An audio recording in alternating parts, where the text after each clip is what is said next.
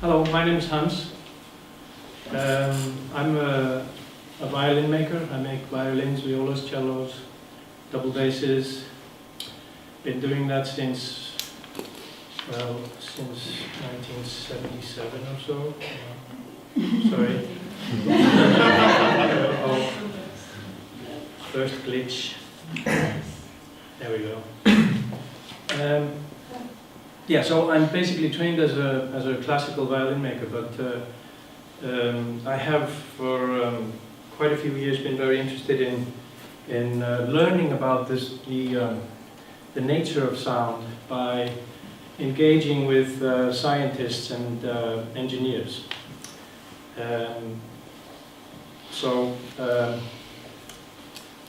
Yeah, I studied violin making in the late 70s, and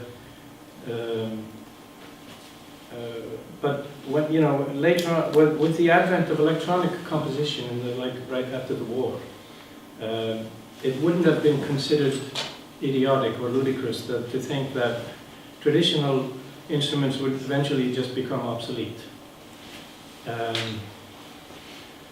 Somehow, throughout history, cultural paradigms prevent abrupt shifts in ways of thinking, and like old science fiction has the property that they have a homogeneous, futuristic architecture displayed in their imagery, whereas in reality that is all kinds of artifacts sort of coexist or exist concurrently, and images like this should have contained some older architecture in there, but it seems to be a common misunderstanding that there's a linear progression of things in history, whereas we all know that all things we carry them with us, even though we're looking forward.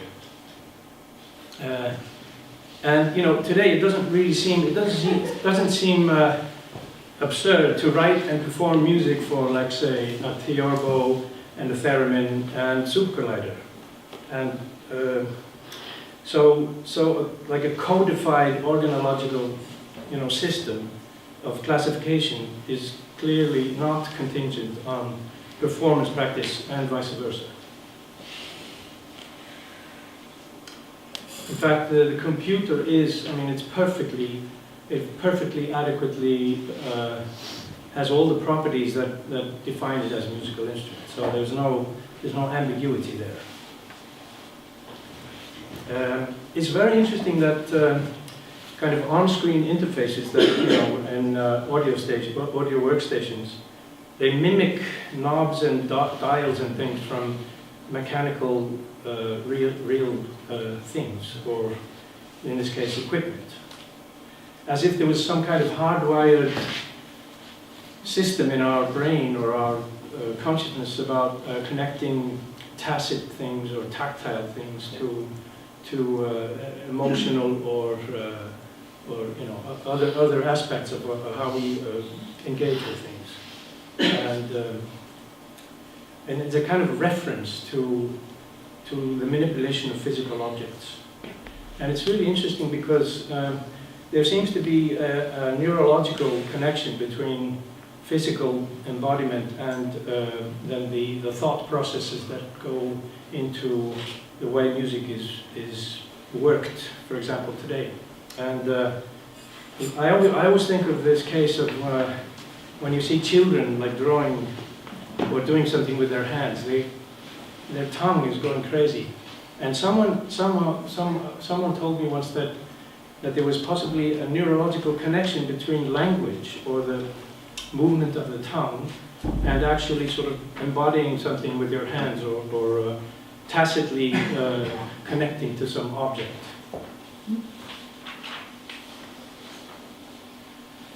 And my job is extremely traditional and extremely conservative to start with. At least when I was studying it, 30, 40 years ago. But tradition needs to be challenged regularly because, in order to just rejuvenate itself and in a healthy way. But musical revolutions tend to be kind of gradual and cumulative. They seldom kind of, you never get a revolution that happens at once in a discrete moment in time. They're always kind of linked to things that have been done before and what people dream of doing in the future.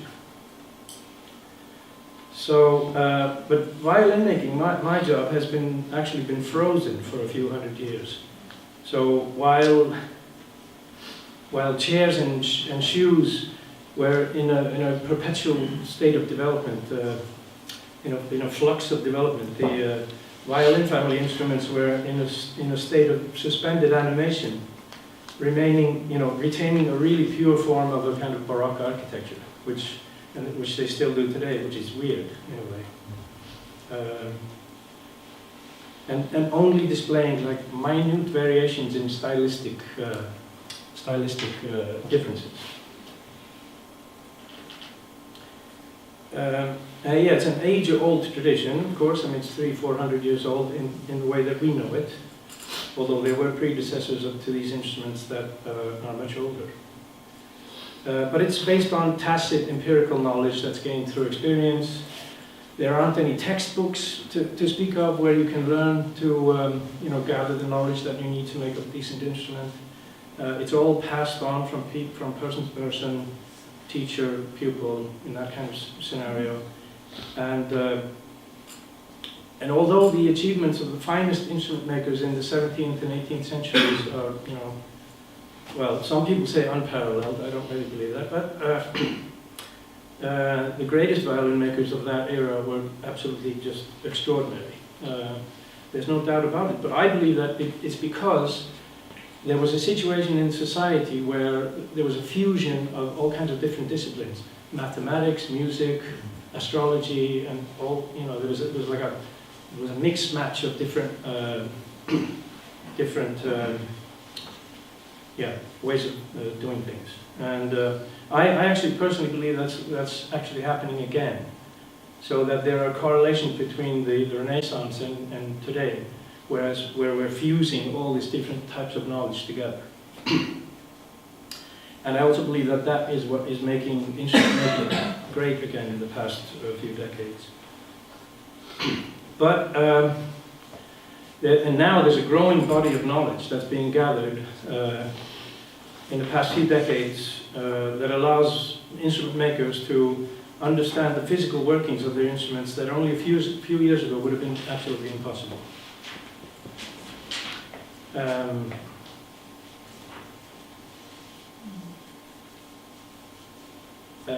Yes, I mean the personal computer is just it's incredible that 20 years ago you would have needed a room full of computers to be able to do the things that we can do now there's a laptop, so it's totally amazing. The violin family instruments are extremely complicated in the way that they behave. And before we had technical knowledge of what's going on, actually, it was all based on like intuition and an emotional approach to the work, and that is still the case. Like technology is not procuring all the answers to everything, but it's expanding the knowledge about the way these things behave in a way that, just like I said, a few years ago would have been absolutely impossible. Yeah, so these are some of the instruments that I make double basses and gambas as well sometimes. But I just wanted to mention quickly one thing that I think is interesting, and that is in the 70s, from the 50s and 60s, there was this revolution in a surge of interest in performance on period instruments, instruments that were set up the way they were in the Baroque era. And the thing is that all the old instruments have been modified in the 19th century, so they've been changed to, because of the different needs of the concert situation.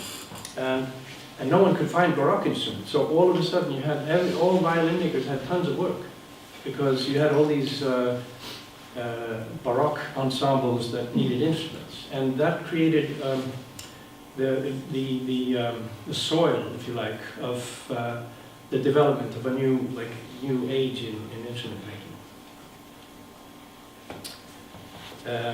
And after a couple of hundred years of actual decline in instrument making, there was suddenly instrument makers were motivated to create a new era of quality making, and sort of creating the new renaissance in violin making.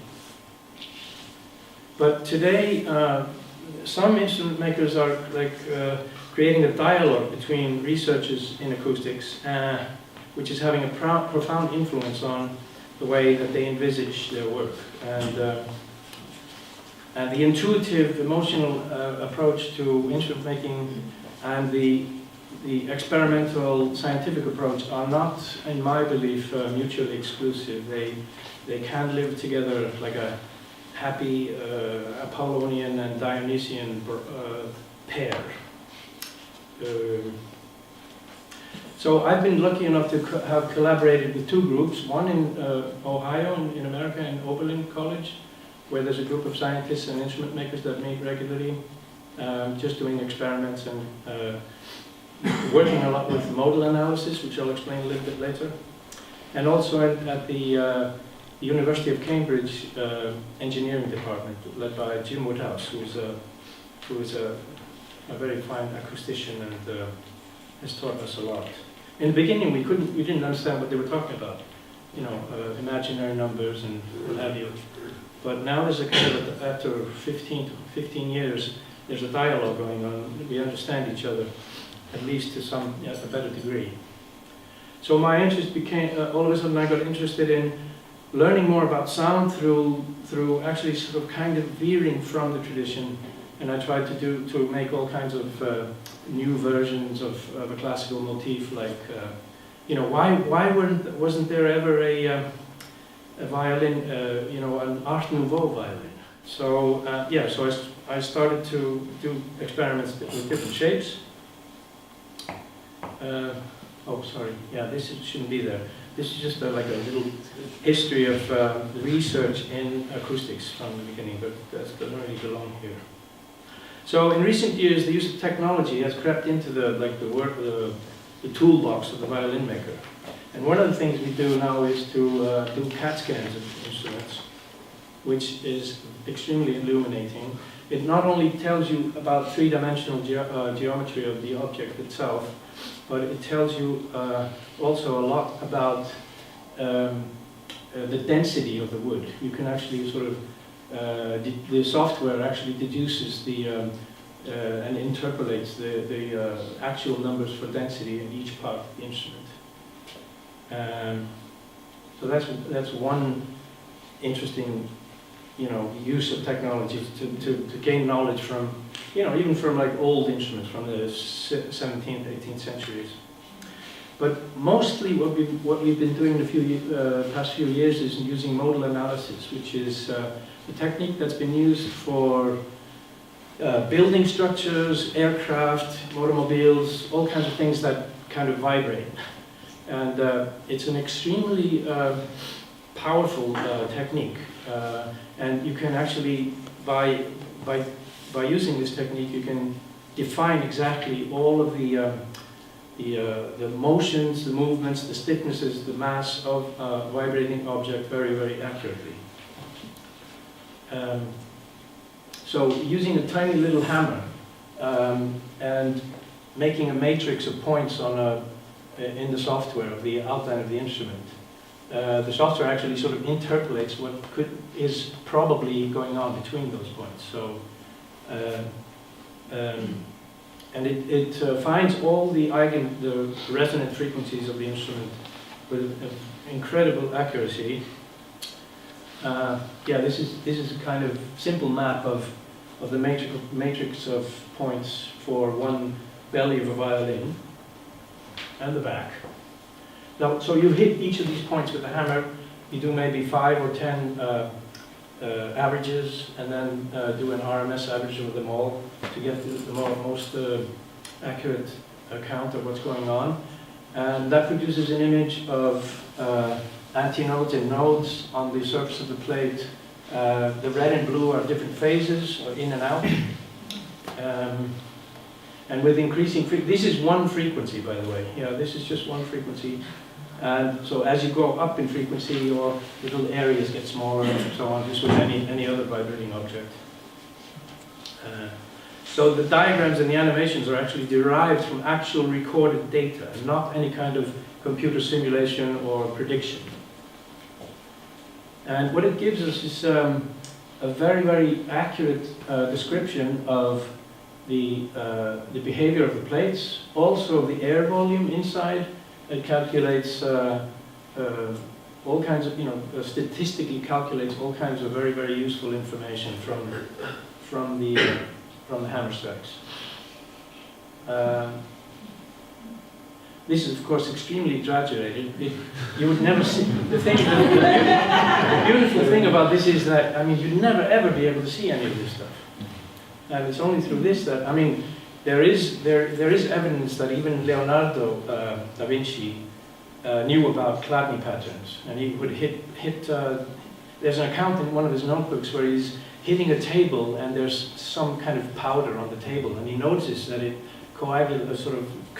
collects in certain lines, and he writes about this in his notebook, but he didn't take it any further. And then people later on, Chladni was in the 19th century, so developed the whole thing. But then there's also how sound radiates into a room.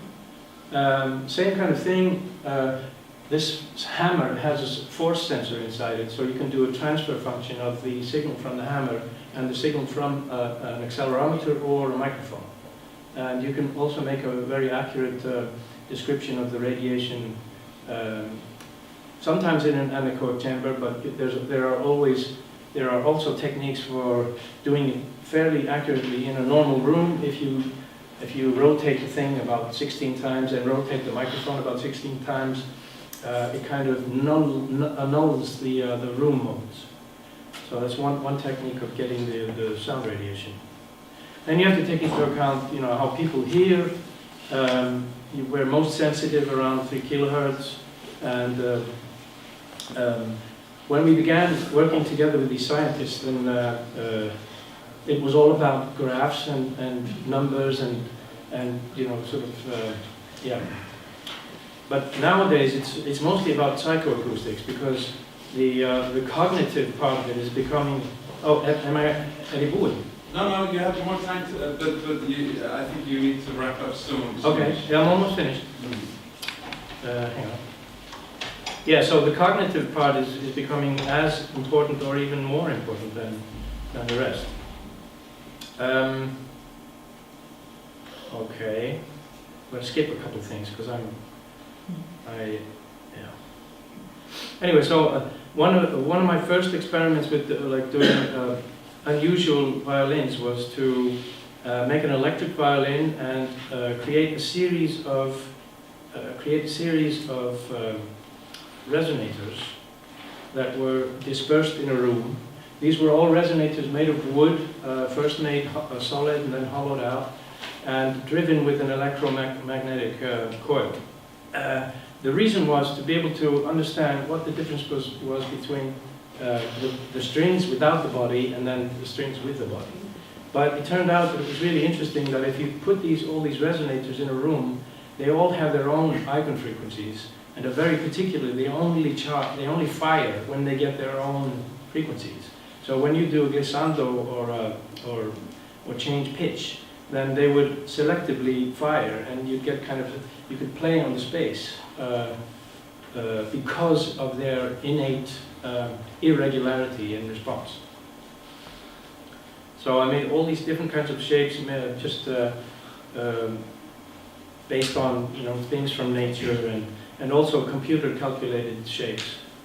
Yeah, these are this is the setup in the space. Did this at the Tanya Bonachner Gallery in New York in 2010 or something. But before that, I had done it at the Serpentine Gallery in London, and I got this very good violinist to play in the Hyde Park Serpentine Gallery itself, which was this building, and actually, funnily enough, this building really resembles a cochlea, but that's not. And then from this, all these experiments, I started to make shell structure violins that are based on like 20th century architecture, like Oscar Niemeyer, or where you're just using like organic shell shapes. And oh, sorry, that's not supposed to be there. Yeah, so this, for example, is a violin that I made from based on this shell structure shape, which incredibly, really sounds like a violin. And to me, it just taught me that you do not need to be fixed in a 300-year-old tradition to be able to, create a sound from a vibrating object. It's not contingent on Baroque shapes. Yeah, we can talk about this tomorrow or something. But yeah, these are buildings like that I was really impressed with, that friends of mine, architects, are working on. And I just wanted to make instruments that looked like that, because I thought they sort of made sense to try that. Then another couple of things that I've been doing is a collaboration with my son, who's a composer, but he's also an electronics geek, and he made this harp, which is a walnut harp with 26 strings inside, driven by electromagnetic coils, touch-sensitive keyboard, but also USB, and also in and out, so you can use it as a reverb. And he developed all the circuits and all the technology to drive the strings with it. And we did some modal analysis of the vibrating plates, just to see how things were going. It's actually a beautiful sound. It sounds like a bit like a bowed instrument. But my latest project is a collaboration with a professor at the Manchester University. He has developed this board, which is a specialized DSP processing unit to do real-time convolution of impulse response measurements that we do with really fine violins. And I'm collecting a lot of as many IRs as I can of fine instruments and making like a collection of that. And so we're taking the normally boring sound of an electric violin, because electric violins generally have a very little dynamic. People who play them well usually use a lot of equipment on the floor to make them interesting. But when convolved with an impulse response from a really fine instrument, it's exactly the same sound. And I have here the electric violin that is the first prototype of this board, and it's inbuilt. It has a telephone battery in it, so it lasts about 4 or 5 hours. Charged with USB, and the impulse response that's loaded in it now is from this actual violin. So we can later on maybe just fool around with listening to both, and probably going to hear mostly what these things are doing. But so I think we have to wrap up now. Okay. But if you want to show us, we can, you can connect the violin. Yeah, or maybe I could just do it like afterwards or something if people are interested. Yeah. Okay. Yes. Yeah, so that's about it. Okay, brilliant. Thank you.